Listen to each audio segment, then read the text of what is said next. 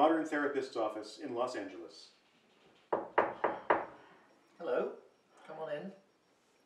Dr. Eddie stands. Enter Walter, a meek, wiry man in a gray suit, white shirt, and dark tie. You're Walter? Yes. Nice to meet you, Walter. I'm Dr. Eddie. Walter steps a little reluctantly into the office and shakes hands with Dr. Eddie. Dr. Eddie, thanks for seeing me in such short notice. You seemed upset when you called. My whole future depends on this. Sounds serious, Walter. Can you help me? I can sure try. Have a seat. Walter sits on the couch. Dr. Eddie sits in the chair. Now, you said over the phone that you think you're a superhero. No. No? I don't think I'm a superhero. I'm sorry, I thought... I know I am a superhero. Yes, of course, of course. Now, what is your superpower? Film noir. Film noir. You see, right now I'm just Walter. Mild-mannered and, well, basically shy assistant at Houston, Tuttle, and Wells. But when I need to, I can transform myself into... Walter, this is what I do for a living. You can transform yourself into... Noir man. Noir man. Yes, Dr. Eddie, I'm Noir man. I don't understand what that means. I was taking this continuing ed film class at USC. We were screening some German expressionism, Murnau, Fritz Lang, you know, film, not video. And I got a cut on the edge of a piece of the film, and ever since then, Yes? I'm Noir man. I still don't understand. I can turn any moment into film noir. Okay, well, any moment. What about now? Now? A simple first visit to a therapist. Is that something you could... Walter takes a flask out of his jacket. Lighting changes dramatically. A saxophone plays. It was a small office, and he was a small therapist, but hung on the wall, hung a diploma from a big school back east that liked to hide its secrets behind ivy and a whole lot of Protestants. Whoa, whoa. Okay, I get it. I suspected him from the first. If he knew as much about human nature as his bona fides claimed, why was he wearing a bow tie and penny loafers? Walter? Walter? Walter puts the flask away. Lights shift back to the office, and the sax stops playing. See what I mean? That was impressive. You went kind of far away on me then, so if I understand the problem... Oh, I haven't mentioned the problem. Well, you sort of shifted the old genre there, you might say. Well, that's not the problem. I like my superpower. You do? Yes, my clothes, they fit better, but there's always a ceiling fan. I like it. Walter, from what I've read, the essence of most superpowers is that they allow the superhero to do something people can't normally do, to achieve a sort of goal. Noir man does that. You achieve something. Most people walk through this world blind, Dr. Eddie, never really seeing the truth about people, and I see the truth. I see the dark underbelly in everyone. I see the underbelly in you, Dr. Eddie. Dr. Eddie tugs at the belly of his sweater vest. Well, actually... Walter takes out his flask, and the scene again transforms. A saxophone plays. I didn't know if I made the guy nervous, but he started to shake like somebody was making a martini deep inside him. Yeah, all right. That's quite enough of that. Walter puts the flask away. We're back in the office. If you don't think this is a problem, why does your whole future depend on my help? It's my girlfriend, Dr. Eddie. Vera. Oh, God. What is it? She'll be here any minute. We're supposed to be getting married tomorrow. Supposed to? But she says I have to give up the superpower and become plain old Walter, or the wedding's off. I see. She's kind of a rom-com girl, you know? I mean, I love her. She's sweet, and she's pretty, and she's well-educated, and she smells good, too. From the moment I met her, Walter takes out his flask and the room transforms. Saxophone plays. I knew she was trouble. She was leaning against the doorway of an oily dive called the Turning Point. We see Vera leaning in the office doorway in a broad-brimmed hat, smoking a cigarette. She looked at me slowly and pulled the cigarette from out between her lips. Doc, if I was that cigarette, I would have cried. And then she said, You look lonely, mister. And I told her my name wasn't Mister, it was Walter. Walter Wiggles. Wiggles. That's a funny name for a guy who stands so erect. Walter, please, can you... Walter puts the flask away. The lighting changes. Sax stops and we are in the office. Vera takes off the hat. She is sweet and accentless and probably smells just great. That's better. You must be... I'm Vera, Dr. Eddie. She thought she'd better come along. Well, Vera, I don't normally do couples therapy, but it's a day full of surprises. Have a seat. Vera and Walter sit on the couch. Now, Vera, Walter tells me you don't like his, superpower. I don't, Dr. Eddie. I don't like it at all. Why is that? Tell him, Walter. She says she doesn't like the way I think of her when I'm Noir Man. Well, I don't, Walter. You look at me like I'm some kind of, I don't know, undermoraled, oversexed, pouty sleaze bucket. Pardon my vulgarity, Dr. Eddie. It's good to get these feelings out. And he keeps talking about my underbelly. I really don't like that. Of course not. I'm not that kind of a girl, am I, Walter? No. Sometimes I think that's what you really want. Some creepy, dangerous, Black Widow spider of a woman. I'm a Mormon, Dr. Eddie. Well, good for you. Is that true, Walter? Are you unhappy that Vera is such a wholesome, gorgeous, fresh-faced angel of a woman? It's a standard therapy question. I love her, Dr. Eddie. Then you have to give up this crazy way of behaving. Doctor, my whole family has flown in from Salt Lake City for the ceremony. Walter told me he'd given all of this up, but today, when I was helping him pick out his outfits for the honeymoon, I found these in the back of his sock drawer. Vera reaches into her large purse and pulls out first a gray fedora, then a black rotary dial telephone, then a Maltese Falcon. He lied to me, Dr. Eddie. He's still Noir Man. I guess he is. I tried, Vera.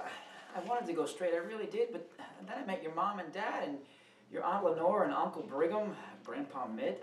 I just couldn't do it. I have to hold on to those things or I'll lose my mind. They make me feel so dirty, Walter. If you loved me, you would give them up. The street lamps, the fog, the falcon. You have to make a choice. It's Noir Man or me. Dr. Eddie, what am I going to do? It depends what you want, Walter. You could have a wonderful life with a fine woman, a beautiful woman, a really nice smelling woman. Oh, thank you, Dr. Eddie. Or keep your superpowers and continue to be Noir Man. Lonely, isolated, poorly lit Noir Man.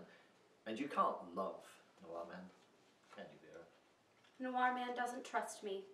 I think trust is essential, don't you? It's the most important thing. She has to know that you will trust her. I don't imagine Noir Man is ever going to trust like that. You know it's true. So what's your decision? What's it going to be? I don't know if Please, Walter. Are you or are you not going to let me be Mrs. Walter Wiggles? I do like the sound of that. And trust is the most important thing, isn't it, Doc? I think it's time.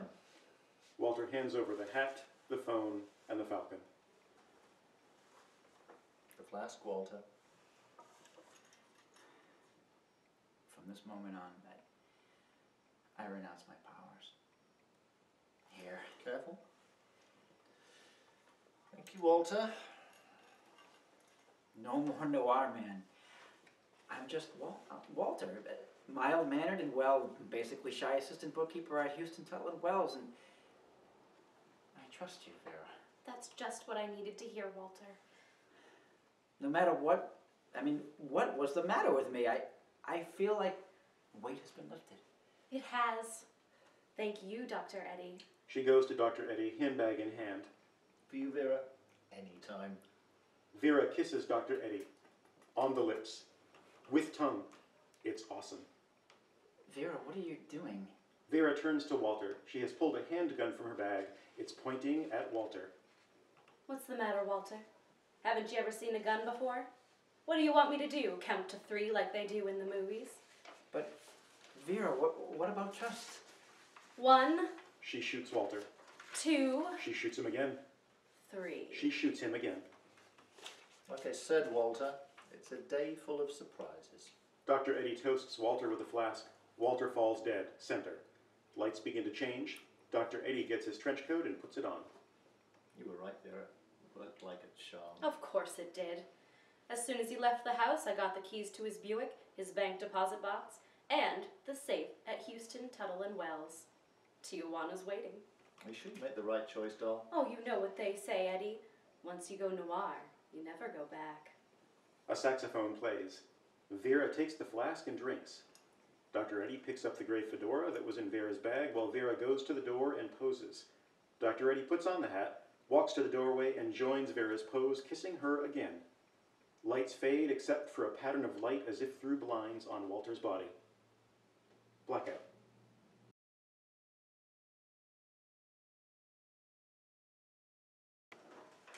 Good afternoon and welcome to Boston Play Cafe.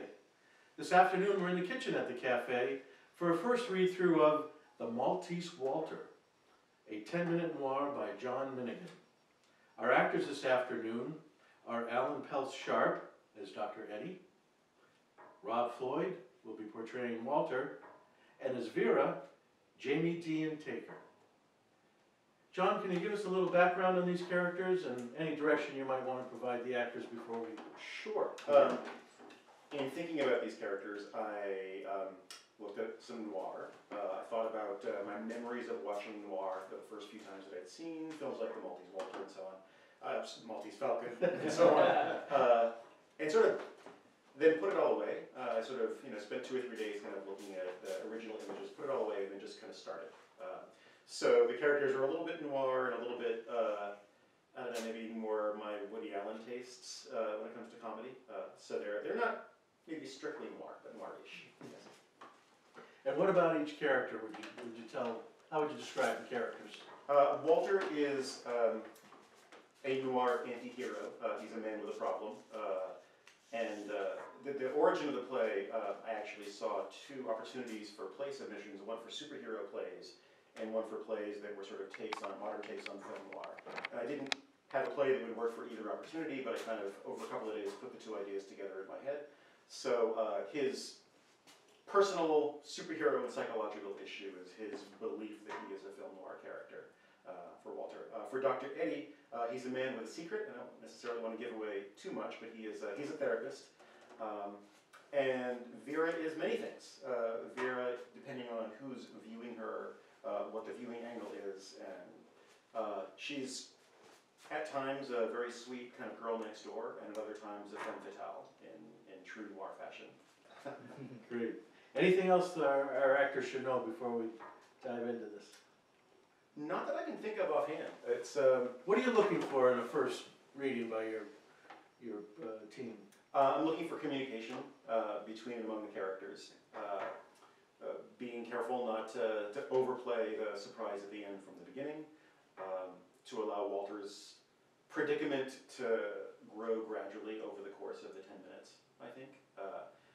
Yeah, I think those are probably the... And with noir, is there a tendency sometimes to get a little too campy, or is that something you're looking for? Or? A little bit. I mean, given that it's in some ways a takeoff on noir or parody of noir, the kind of arch style of film noir is something that I think you can probably go for. Have you written a lot of comedies in other genres as well? It's an interesting question. Most of my plays, I think, tend to become funny, even if my intent is more serious, and I had absolutely no serious intention with this one. The scene is Dr. Eddie's office in the City of Angels. We hear a knock at the door. Hello, come on in.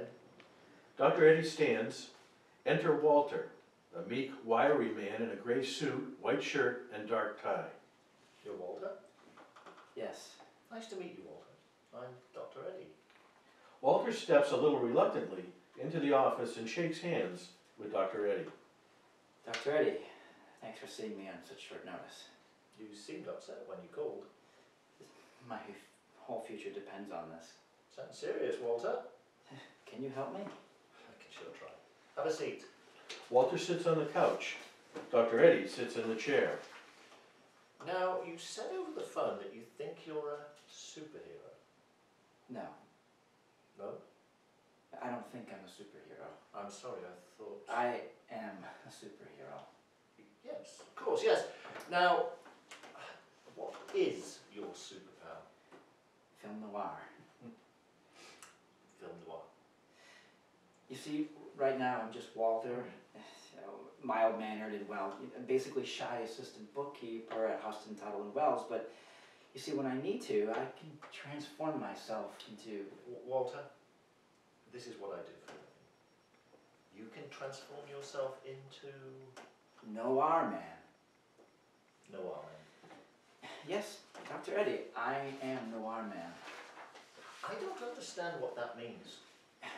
I was taking this continuing ed film class at USC. We were screening some German Expressionism, Murnau, Fritz Lang, you know, film, not video. Then I got a cut on the edge of a piece of the film, and ever since then, Yes? I'm Noir man. I still don't I can turn any moment into film noir. Okay, wow. Any moment? What about now? Now, A simple first visit to a therapist. Is that something you could...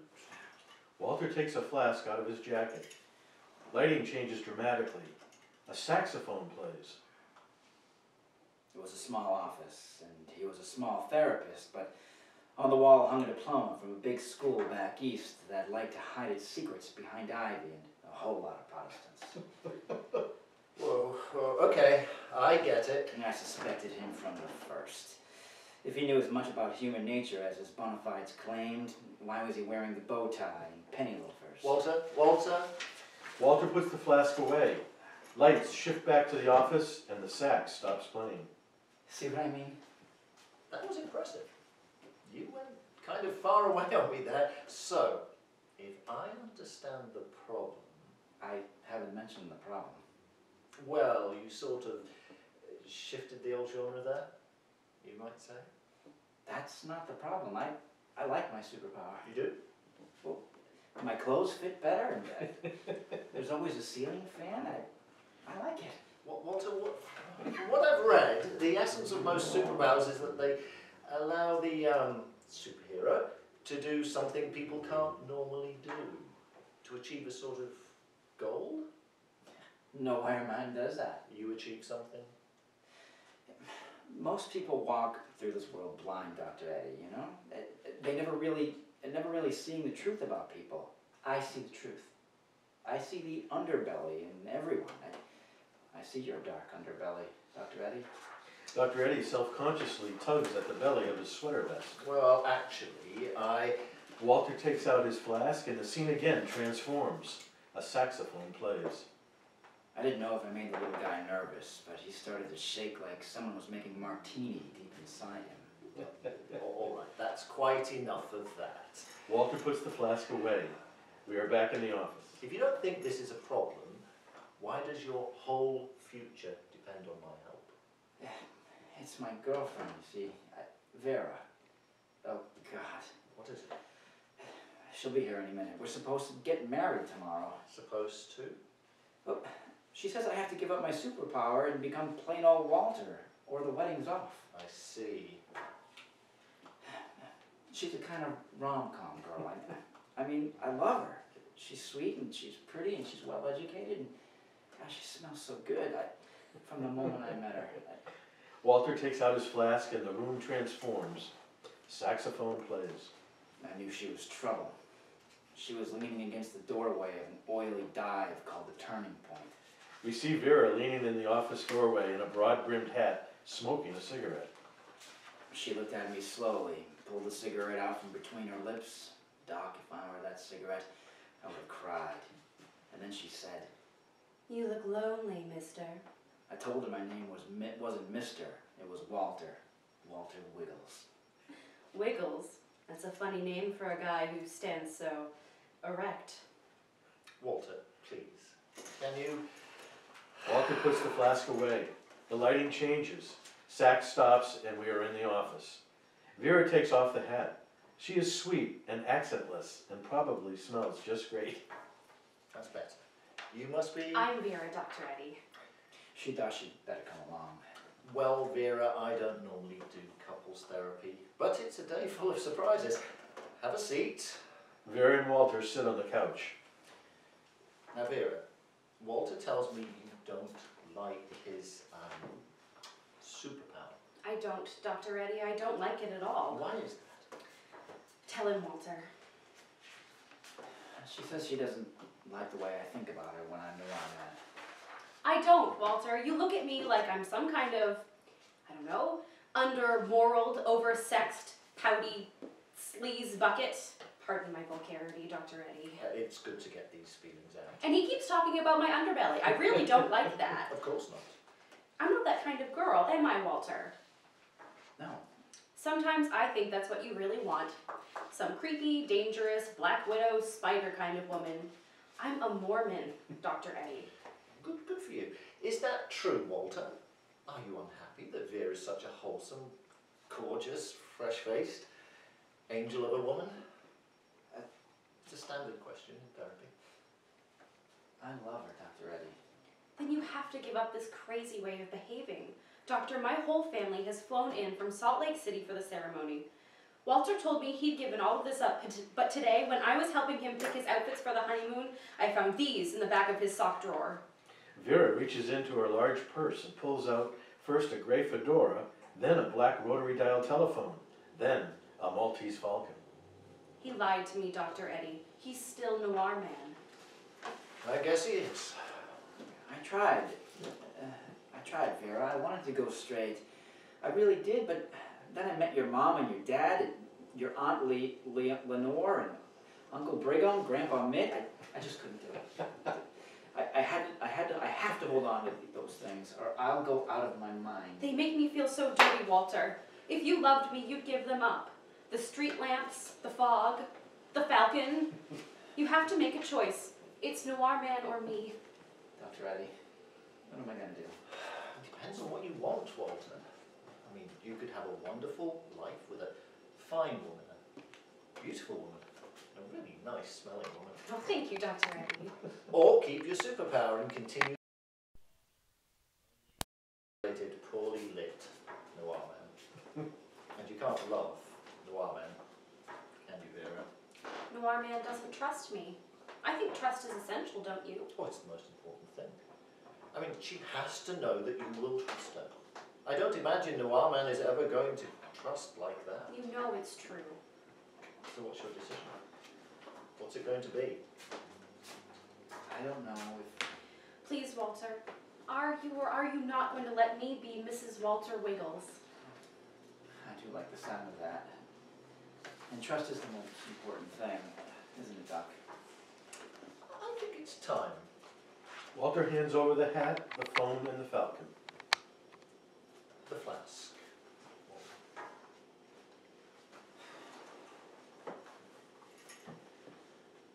From this moment on, I renounce my powers. Here. Careful. Thank you, Walter. No more Noir Man. No more Noir Man. Now I'm just Walter, mild-mannered and, well, basically shy assistant and bookkeeper at Huston, Tuttle and Wells. And I trust you, Vera. That's just what I needed to hear, Walter. What's the matter with me? What was the matter with me? I feel like a weight has been lifted. It has. Thank you, Dr. Eddie. She goes to Dr. Eddie, handbag in hand. For you, Vera, anytime. Vera kisses Dr. Eddie on the lips with tongue. It's awesome. Vera, what are you doing? Vera turns to Walter. She has pulled a handgun from her bag. It's pointing at Walter. What's the matter, Walter? Haven't you ever seen a gun before? What do you want me to do? Count to 3 like they do in the movies? But Vera, what about trust? 1, She shoots Walter. 2, She shoots him again. 3. She shoots him again. Like I said, Walter, it's a day full of surprises. You were right, Vera. It worked like a charm. Of course it did. As soon as he left the house, I got the keys to his Buick, his bank deposit box, and the safe at Houston, Tuttle and Wells. 201 is waiting. You sure you made the right choice, Doll? You know what they say, Eddie. Once you go noir, you never go back. A saxophone plays. Vera takes the flask and drinks. Dr. Eddie picks up the gray fedora that was in Vera's bag, while Vera goes to the door and poses. Dr. Eddie puts on the hat, walks to the doorway, and joins Vera's pose, kissing her again. Lights fade except for a pattern of light, as if through the blinds on Walter's body. Blackout. I'd like to begin by apologizing for laughing, but I couldn't help myself. I hope that's a good sign. I hope so too, yeah. John, this is the point in the process where the playwright would have an opportunity to give notes or feedback to the actors on their very first read-through of material. What would you have to say to our... Thank you, first of all. It was really fun to hear. And very nice work. Really good, clear communication. I mean, I can sort of sense, I guess as the playwright, I'm looking for the building blocks, or the building blocks sort of falling in the right places, and they did, which is really nice as things developed. In terms of doing a second reading, I think you can play even more with the contrast between the noir Walter and the non-noir Walter. And it was there in your voice, but I think you can have fun with that. Okay. Actually, even more. And the same with Vera, when Vera is that sort of woman of uncertain Eastern European background, to be as arch and maybe silly with it as you can, to really show that contrast. And then there's even a little subtle aspect of that in Dr. A. At the end when he's able to slip into, well, I've been pretending to be Dr. A, the therapist for you, but this is my true self now, coming out with Vera. It would be even more fun to make it even more clear, I think, is how the gears turn in terms of the plot and the structure. And a couple of little things that I wondered about. On the second page, in Walter's explanation of himself, the ellipsis at the end, my thought was that Walter can't go all the way to say who he is, so there's a pause there, rather than an interruption. And so it's encouragement from the therapist to go even further. And Houston, all three of the... It's Houston. Yeah. Okay. There are three. Houston. Yeah, there are three film noir directors. Oh, John Houston. Yeah, right, okay. Oh. I can't remember Hell's first name. Yeah. There are a lot of silly, The Turning Point was a major film noir. Yeah. Is Vera Roger Rabbit's wife? Yeah. That's one of my other favorite ones. That's right. Yeah. Or no, her name, what was her name? Jessica. Jessica. Jessica Rabbit. Yeah. Vera's that one with Is Jessica. your grandfather, Grandpa Mitt? Grandpa Mitt. I'm going to make you a comment there. It was an irresistible joke. I love it. That was close. Kathleen Turner with Body Heat. Oh, yeah. Yeah, I don't recall the Mormons being really a big part of film. Not a big part of it, yeah, and I really just wanted to go as far away as possible from Very funny. noir, yeah. And Mormons are lovely. I've done some theater work in Utah, and they're wonderful people, but just very, very non-noir. Very non-noir.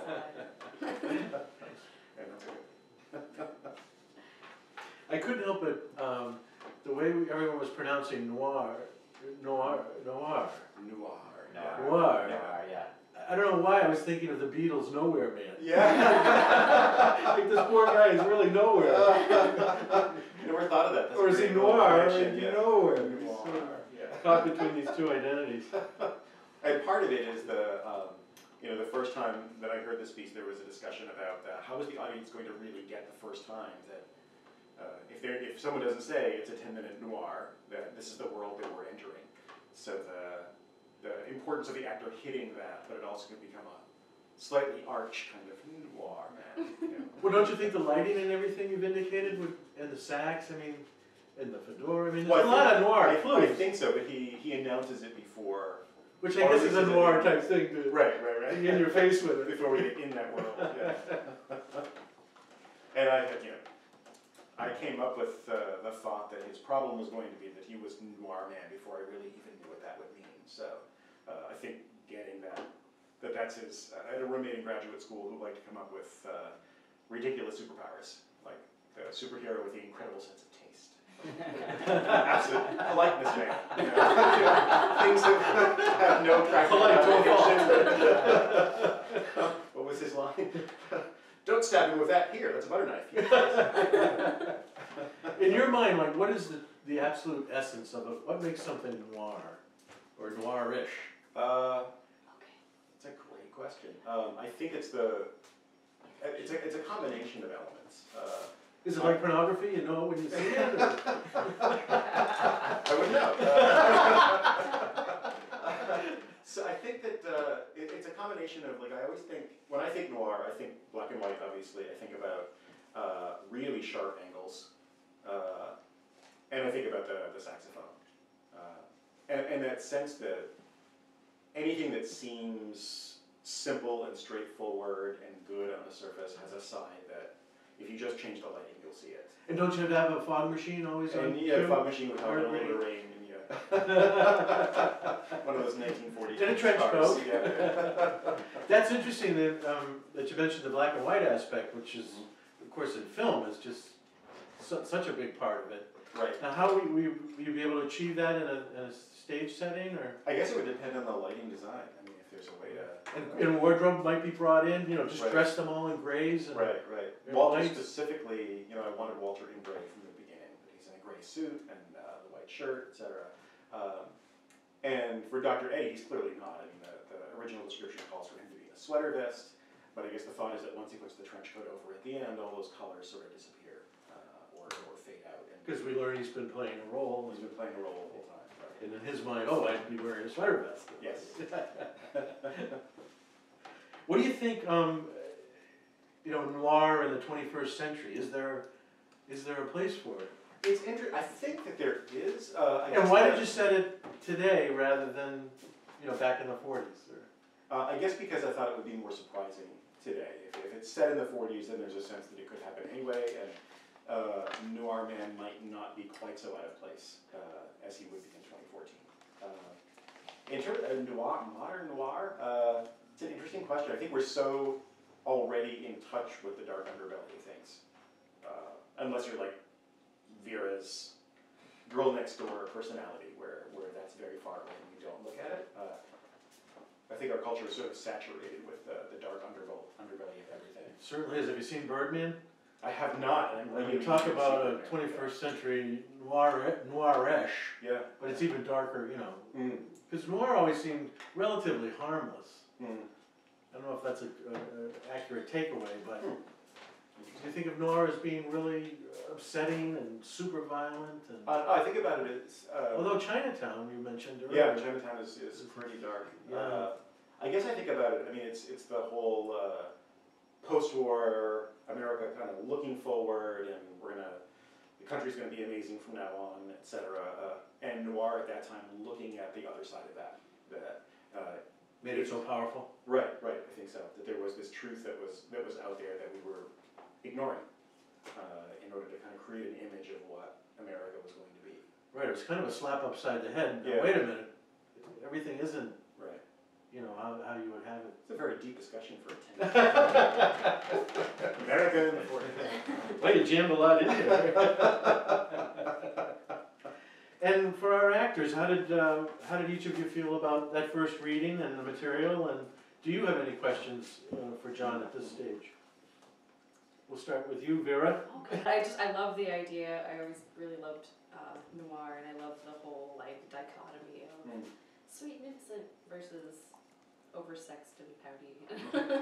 And I love I love getting to play that, and I think it's such a fun idea, and it's wrapped up with a little bow at the end, and I love that.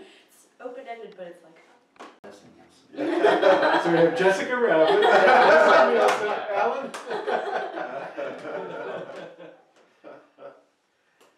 Now, as a playwright, I always find it's always fascinating when Alan, you know, participates in one of these table readings, because most often, you know, the part hasn't been written for a Brit, Right. you know, and the accent is always, you know, a pleasant surprise and.